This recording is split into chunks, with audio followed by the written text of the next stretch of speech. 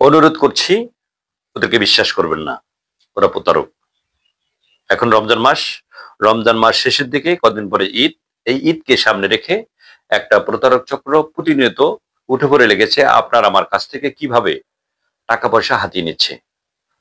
বিশ্বাস ভঙ্গ করে তারা প্রতারণা করছে। কিভাবে? ভিডিওটা না টেনে সম্পূর্ণ ভিডিওটা দেখবেন। দেখার পরে যদি মনে হয় ভিডিওটা আসলেই মানুষকে জানানোর মতে, শেয়ার করে দিবেন। আপনার শেয়ার মাধ্যমে তার একটু উপকার হতে পারে। আমরা গ্রামের মানুষ, শহরে কাজের প্রয়োজনে, পেটের তাগিদে, জীবন বাঁচার তাগিদে আমরা শহরে বিভিন্ন ধরনের বিভিন্ন জনের বিভিন্ন ধরনের কাজ করে থাকি। এই কাজ করা শেষে আমরা দেখাবো যে এই ঈদের সামনে আমরা বাড়িতে যাব, অথবা ঈদ ছাড়াও আমরা অনেকেই বাড়িতে যাতায়াত করি। বিশেষ করে শুক্রবার হওয়ার আগে বৃহস্পতিবার দেখা যাচ্ছে অনেক লোক আমরা এদিক ওদিক যাই, আশেপাশে শহরের আশেপাশে যাদের জেলাতে আমরা ওখানে যাওয়ার চেষ্টা করি। তখন আমরা বাস স্ট্যান্ডে দাঁড়িয়ে থাকি, ট্যাক্সি স্ট্যান্ডে দাঁড়িয়ে থাকি যে আমরা একটা গাড়িতে যাব। যখন গণপরিবহন পাচ্ছেন না, তখন দেখা যাচ্ছে যে আপনি প্রাইভেট কারে ওঠেন। এই প্রাইভেট কারে ওঠানোর পরে এই লোকগুলো এই কাজগুলো করে থাকে।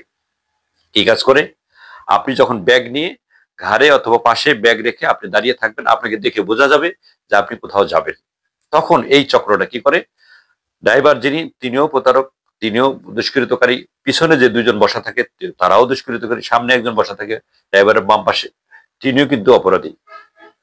এরা চারজন থাকে, একটা প্রাইভেট কারে চারজন থাকে।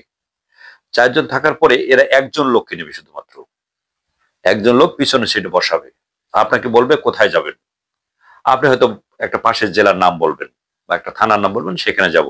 তারা তখন বলবে যে হ্যাঁ আমরা ওখানে যাব, একটা খালি আছে, উঠতে পারেন। আমি সামনে যাব, এই গাড়িটা আমার বড় স্যারের, অমুক স্যারের, তমুক স্যারের, স্যারকে আনার জন্য যাচ্ছি, ফাঁকে ভাবলাম যে কয়েকজন লোক পেলে নিয়ে যাই, এটা আমার একটা বেনিফিট। তা আপনি ওঠেন। যে ভাড়াটা হবে, আপনি যেখানে যাবেন সেটার যে ভাড়াটা, এই ভাড়াটা যত টাকা হয় আপনার আন্দাজে, তার থেকে 100-200 টাকা তারা কম বলবে। তখন আপনি মনে করবেন যে যাচ্ছি আরামে, টাকাও কম, উঠে যাই। যখন উঠে পড়বেন, ওটার সাথে সাথে কিন্তু আপনাকে বিপদে ফেলবে। কিরকম? তারা কৌশল আপনাকে মাঝখানে সিটে বসাবে, পিছনে যে মাঝখানে জায়গাটা এখানে বসাবে।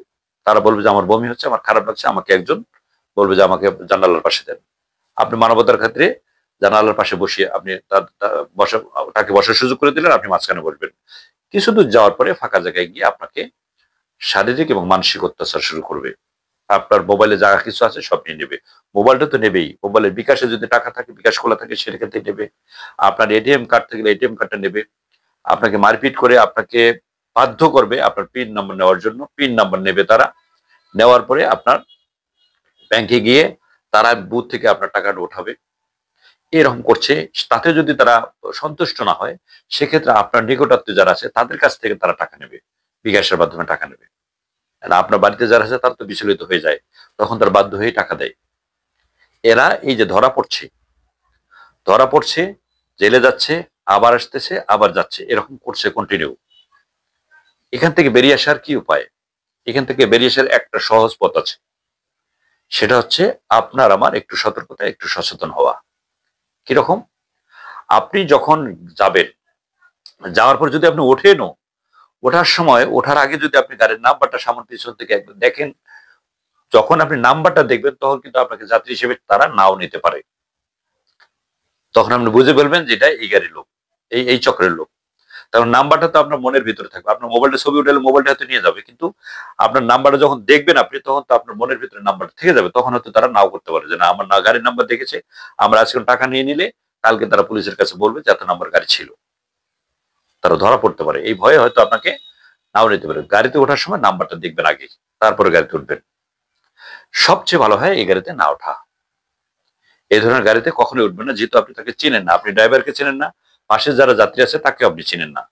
অচেনা লোকের গাড়িতে কখনোই উঠবেন না। যদি গণপরিবহন হয় সেক্ষেত্রে কোনো সমস্যা নেই, গণপরিবহনে উঠতে পারবেন, কিন্তু অন্য কোনো গাড়িতে কখনোই উঠবেন না। আমরা বিষয়গুলো অনেকেই জানি, জানার পর প্রতিনিয়ত ভুল হচ্ছে। প্রত্যেকদিন দেখা যাচ্ছে কোথাও না কোথাও থেকে একটা সংবাদ আসে এরকম। সে কারণে আমার মনে হয় এই ভিডিওগুলো সবার জানাজানি করা উচিত। জানাজানি করতে হলে অবশ্যই অবশ্যই ভিডিওটা শেয়ার করতে হবে। আপনার আমার শেয়ার মাধ্যমে ওই না জানা মানুষগুলোর জন্য একটু সহায়তা হবে, তারা একটু জেনে যাবে। আর যখন যারা জানবে যে এই ধরনের কাজ হচ্ছে, যে একবার জানবে সে কিন্তু কখনোই এই ধরনের প্রাইভেট কারে উঠবে না।